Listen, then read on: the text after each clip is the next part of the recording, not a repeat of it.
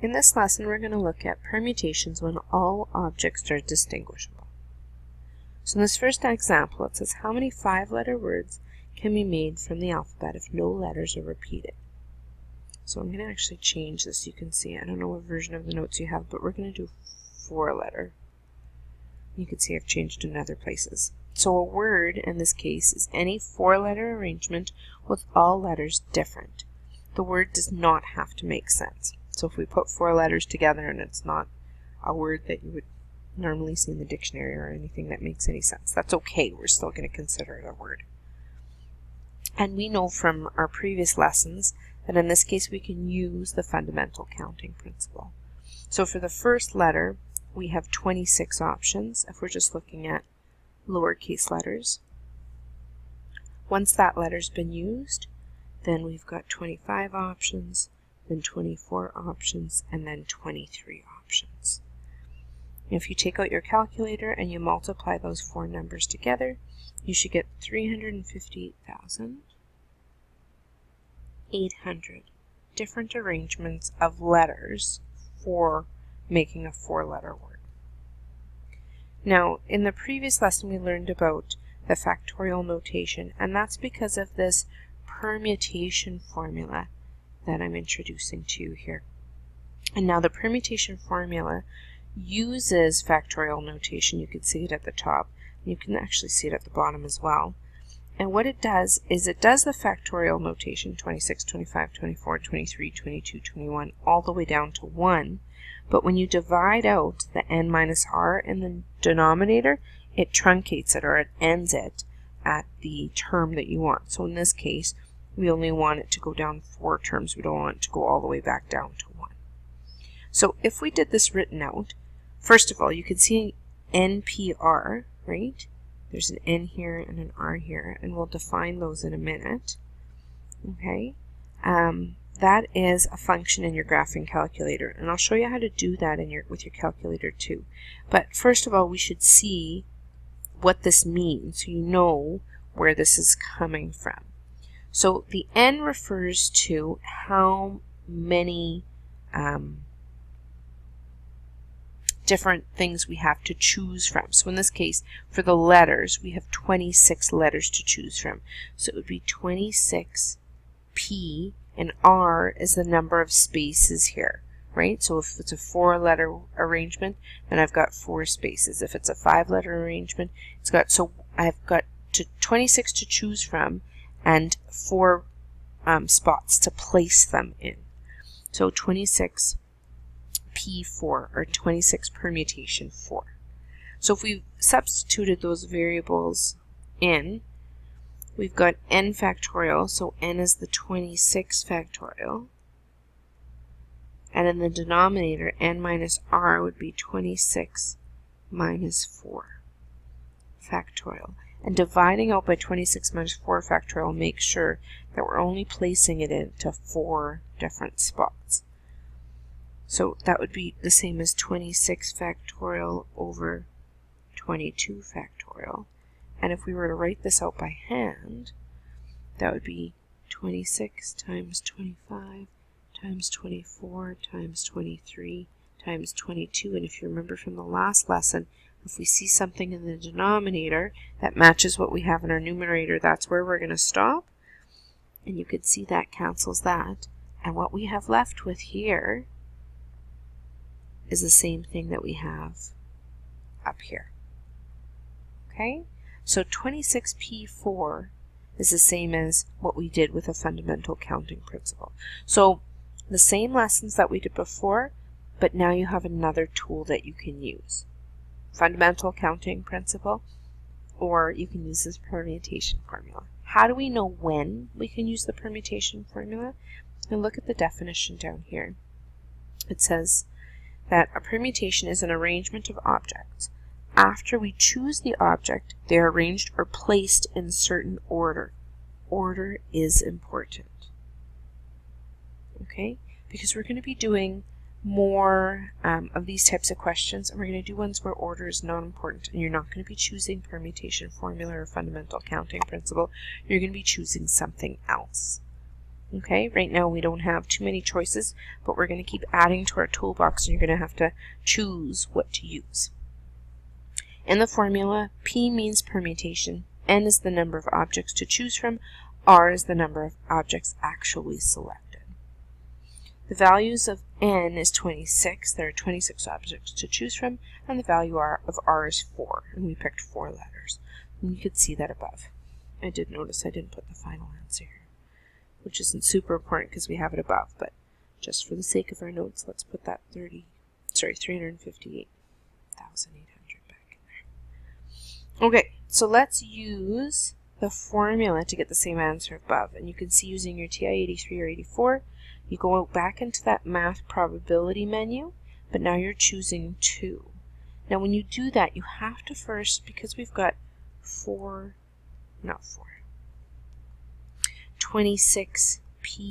you're going to have to, in your calculator, first put 26, then do this stuff in your calculator, and then press the 4. So I'll do the 26, go into the math menu, over to probability. You can see there's NPR, and then a different function, NCR, and then a different function is our factorial notation. So make sure you're picking the right one. And right now we want NPR, so I'm going to choose 2. So I've got 26, which is my N, P, and then my 4 is my R, enter, and you can see we get that same answer that we got previously.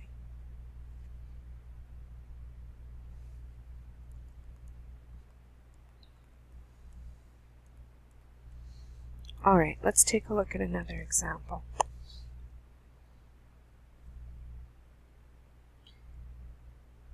It says Matt has downloaded 10 new songs from an online music store.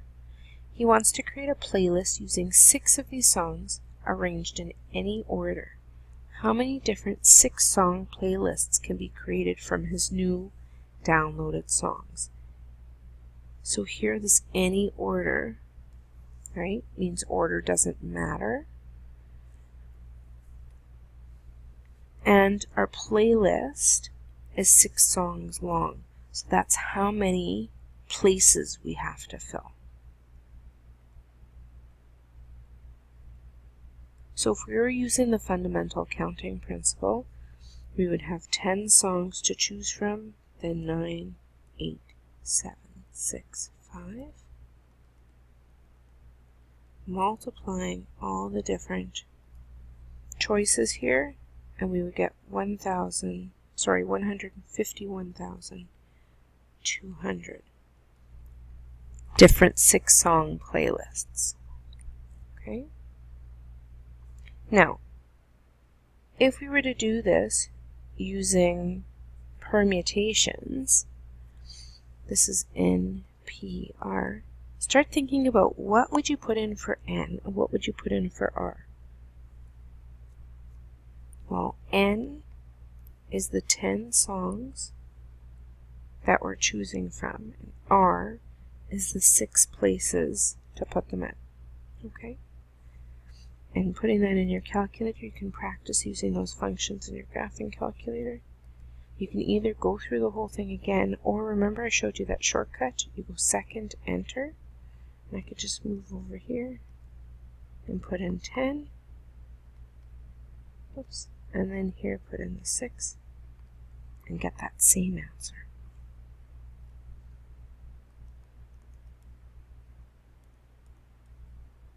Now, what if I did this? Think about what that represents. Well, that would represent 10 times 9 times 8, all the way down. Now, what does that represent? Well, that would be the same as 10p10. Do you agree? That would be 10 songs to choose from and placing them in 10 different spots. So that would be a 10-song playlist, right? So that would be how many arrangements you have to place 10 songs in a 10-song playlist. So it's a different type of question, but we don't want a 10-song playlist. We only want a 6-song playlist. That's why we don't want those at the end, okay? So just realize that this is a valid answer, but not for the type of question we're being asked. We want a 6-song playlist, not a 10-song playlist. And that's a common mistake that students make, okay? Another common mistake would be 10 to the power of 10. Well, 10 to the power of 10 is 10 times 10 times 10.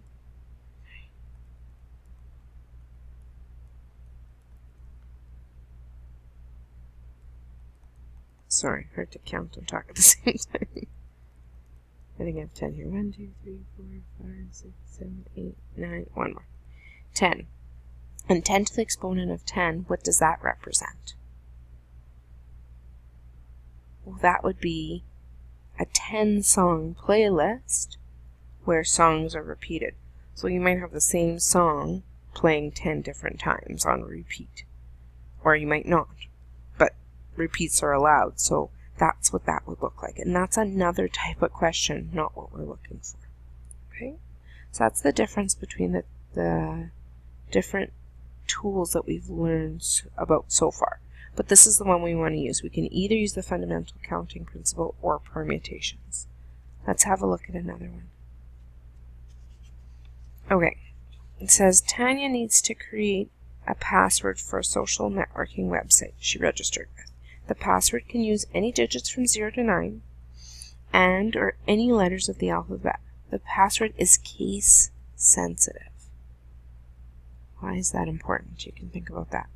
So she can use both lower and uppercase letters. A password must be at least 5 characters to a maximum of 7 characters, and each character can be used only once in a password. How many different passwords are possible? So this is a loaded question. There's lots of variables going on here. So the question becomes, how do we organize all this information and answer what's being asked?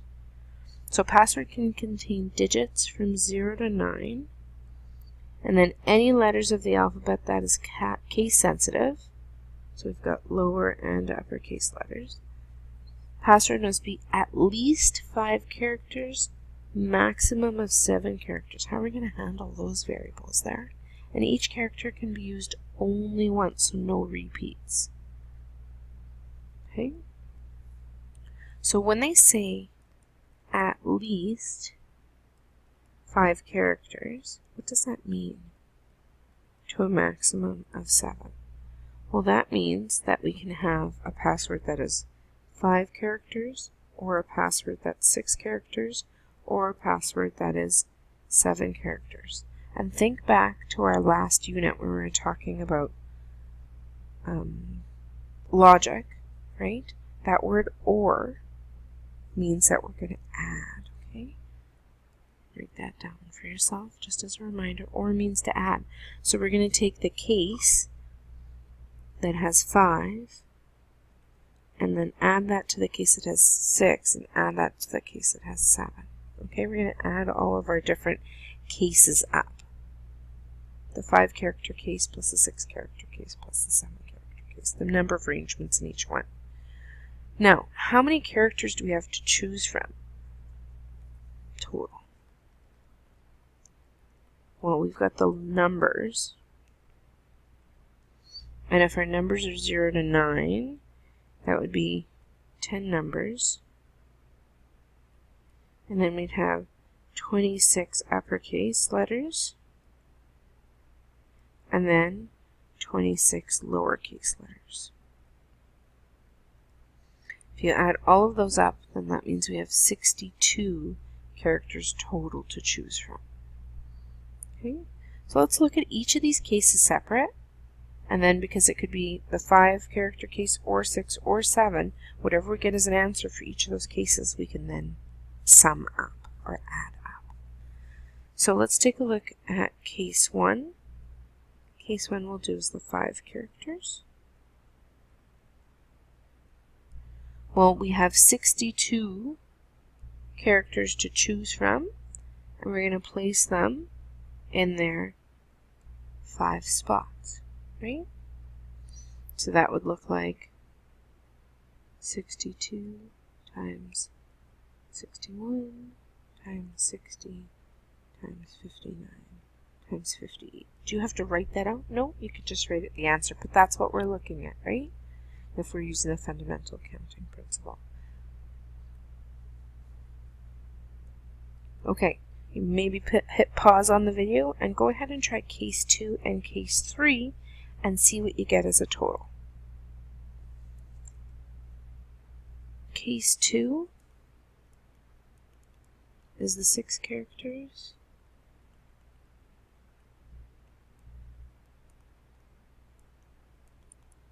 Case 3 is the 7 characters. And here we would have 62 permutation 6, and then we'd have 62 permutation 7. Okay, so to get our total, right, you can add these up or find them out individually and write their answers and then add them up, or you could just stick it in your calculator and you're going to get a really, really, really big answer. Okay, so that would be 62 P5 plus 62 P6 plus 62 P7.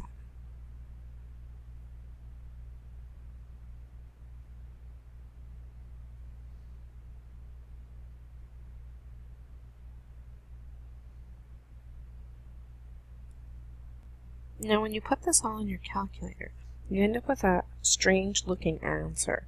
And you're going to ask yourself, what does that mean?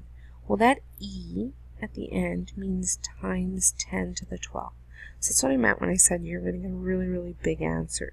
So that means that if we move this decimal place to the right, we'd move it over 12 times and tack on all those zeros at the end.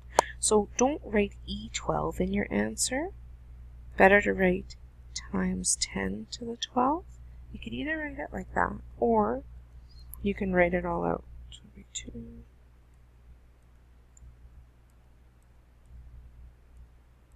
So that gives you an idea of how big that answer really is. So that's how many different characters there are to choose from and how many different arrangements there are once you, not how many characters there are to choose from, but how many arrangements there are once you choose those 62 characters and arrange them either as a 5-character password, a 6-character password, or a 7-character password. And so that's really good, right? Like if you want to make the most secure password possible.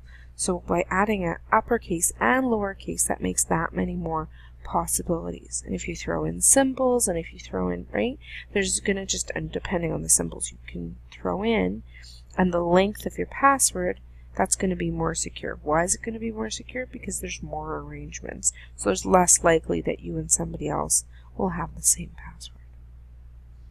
Okay, so that's how you deal with cases, and cases come up quite a bit. So just make sure you recognize that there's cases, and that word at least, there, at least 5 characters, told you that there's more than one case happening here. Sometimes you'll see at most, and again, that's a case by case basis. And then the fact that we had lower and uppercase letters, capital letters and lowercase letters, that meant that we also had to deal with more characters, meaning there would be more arrangements. Alright, there's an example here dealing with a used car lot. I really like this example. We get them a lot. Okay, we get these types of examples a lot. But let's do that one last. Let's take a look at the last example first. Now I've got this as example 5, depending on the version of the notes that I printed for you. It's either example 4 or example 5. And it's the one with the social insurance number. And I'm actually going to get you to try this one on your own first before I go through it. So again, read through the example with me, hit pause, and try it out, because I think you have the tools you need to do this one. Okay? It says a social insurance number in Canada consists of a 9-digit number that uses the digits 0 to 9. If you know where yours is, you can go and have a look at it and see that's exactly what it is. It says if there are no restrictions on the digits selected for each position in the number, how many SINs can be created if the digit can be repeated? How does this compare with the number of SINs that can be created if no repetition is allowed. Okay? So we're going to do one question where, one solution where the digit can be repeated, and then another one where repetition is allowed. And we're looking at no restrictions on the digits. So we've got 0 to 9. If repetition is allowed,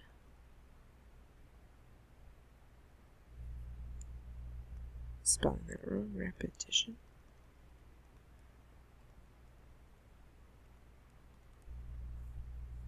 we have 9 digits, so it's 1, 2, 3, 1, 2, 3, and then another 3, right? If you look at your SIN number, that's how it's separated. And if I use the fundamental counting principle here, that would be 10 options for each number, correct?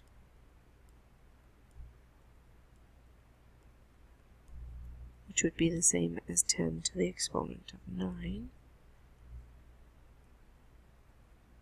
or 1 billion social insurance numbers. Now, if there's no repetition,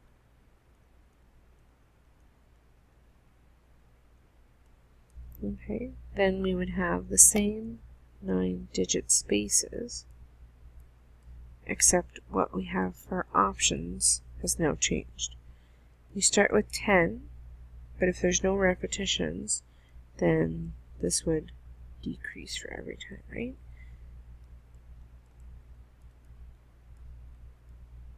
Now, why am I not putting 1 at the end? Well, there's only 9 spaces. So this is not equal to 10 factorial. Okay, it is not equal to 10 factorial.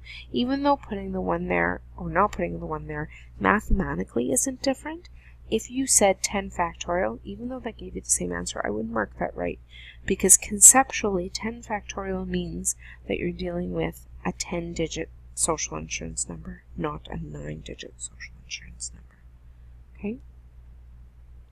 What is that equal to? That's equal to 10 P9. Okay? That means the same thing. And either way you do this, you would get an answer of 3,628,800 social insurance numbers. Oops. So the question is, does it matter what method you use? No, it doesn't.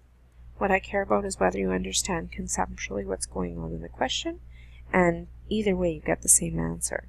And foundationally, the concepts of the fundamental counting principle and permutations, you'll get the same idea going on, right? You'll get the same answers. So let's take a look at that previous example that we skipped. So the reason why I skipped this is because there's a bit more to it. The ideas are the same, but we're dealing with cases in a different way. Let's have a look.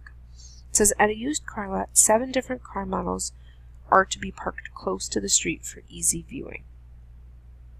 The 3 red cars must be parked so that there's a red car at each end, and the 3rd red car is exactly in the middle.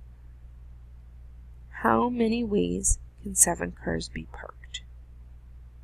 And then B, it says the 3 red cars must be parked side by side. How many ways can 7 cars be parked? So let's do A first. And once we get A, that'll help us with B. So we've got 7 cars.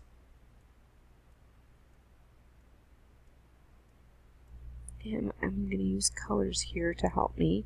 So it said that the red cars must be parked at the end, right? If you look here. Red car at each end, and the 3rd red car is exactly in the middle. So that would be this spot here. So similarly to the question that we did with the even and odd numbers, where you were dealing with the last digit of that number first and place the even numbers first, we're going to place the red cars first. do that first and then arrange the other cars. So how many red cars do we have? We've got 7 cars total. 3 are red. And we have 4 left over. Okay, so if we place the 3 red cars first, in the first spot, on the far left, we could put any of those 3 red cars. Once we've parked the car in that spot, there's only 2 red cars left to park. And I could choose either one of those 2 and place them in the middle position. Once those 2 cars are parked, there's only 1 left to park. So in terms of just the red cars, I've got 3P3. So I've got 3 red cars to choose from and place them in 3 parking spots. Okay. Now, for the rest of the cars, I've got 4 cars left over, right? And so those 4 leftover cars can be placed in any of these spots. So I'll park the first one here. I had 4 to choose from. Then I have 3 to choose from, 2 to choose from, and 1 to choose from. So I'm just going to change the colors here. So maybe, I don't know if this makes a difference, but it might. So this 3P3 were my red cars. And then I've got 4P4 for the rest of my cars. Now, what math am I doing here? Well, all of these have to hold true. So I'm multiplying all of this together for the fundamental counting principle, right? I get 144 ways. And if you were going to use permutations, you would multiply those 2 as well, because you have to place the red cars and you have to place the other cars. And means to multiply. Okay? If you do that, you still get 144 ways. So arrange the 3 red cars.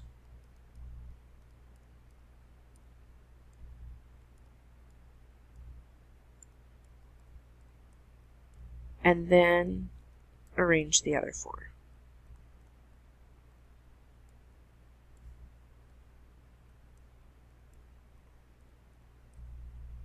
Okay. Now for B, it says the 3 red cars must be parked side by side. Well, side by side isn't very specific, is it? There's 2 methods we can do for this, and you're going to want to arrange your page accordingly. Okay, if we use the fundamental counting principle, we're going to have to draw this out a bunch of times. And then if we use my other method, it'll save us a little bit more time. Sorry, I'm going to go back to A for a minute. I noticed there's another way of doing this. Because it's 3P3, that's the same if you did 3 factorial in this case, and 4 factorial, and then multiplied those together.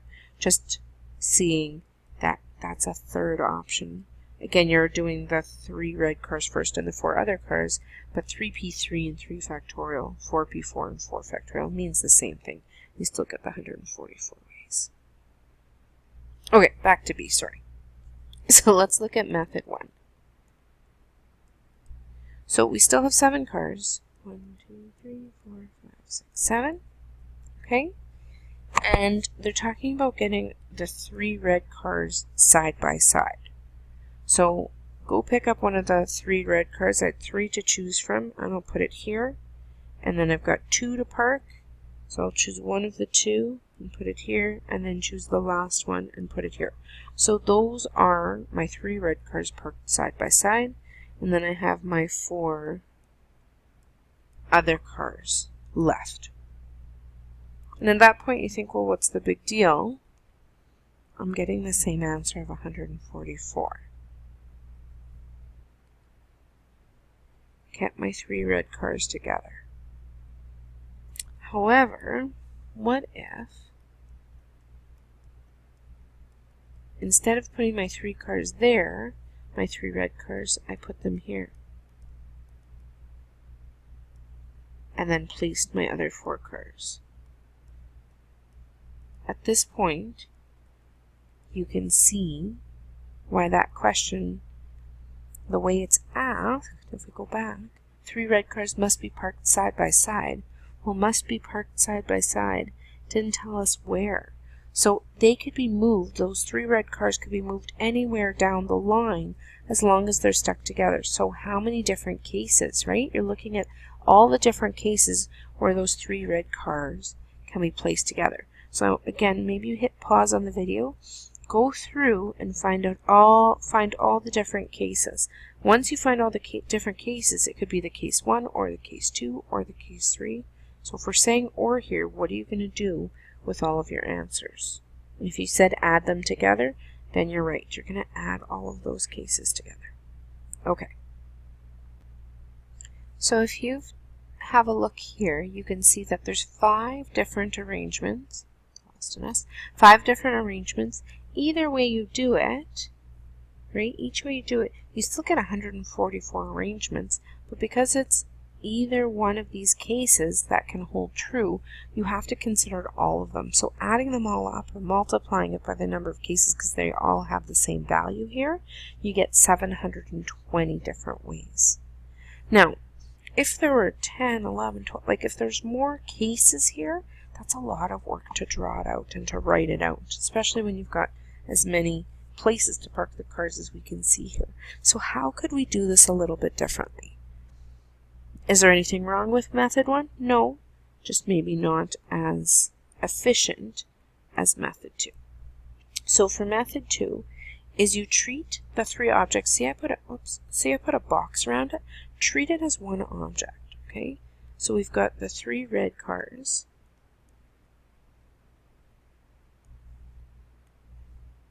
and you treat this as one object.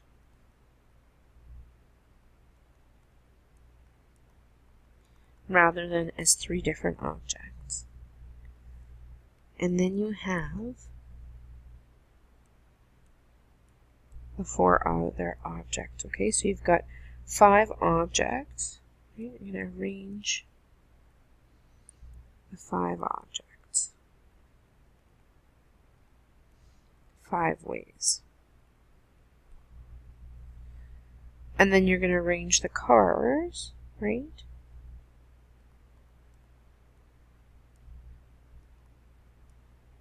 The 3 red cars as 3p3.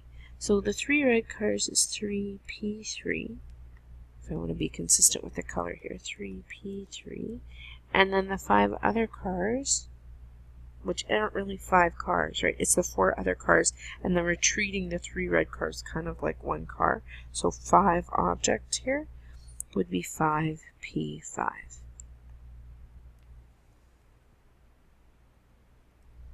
So mathematically, you would have 3p3, oops, times 5p5 to give us the same 720 ways. Or, like before, 3 factorial times 5 factorial.